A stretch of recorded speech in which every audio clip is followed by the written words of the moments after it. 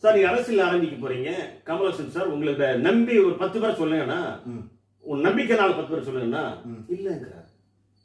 So நம்பிக்கை அரசியல் அவரை நம்பி அல்லது அவர் நம்புற 10 பேர் இவ்வளவு தூரம் கிட்டத்தட்ட 60-70 ஆண்டுகள் அந்த சினிமாவில் இருக்கிறார். நம்பிக்கையான ஒரு 10 பேர் இல்லங்கிறார்.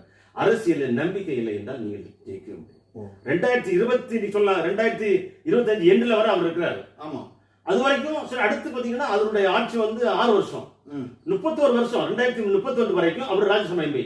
யாரு ராஜ்யசபா எம்பி? திராவிட முன்னேற்ற கழகத்தினுடைய ராஜ்யசபா எம்பி.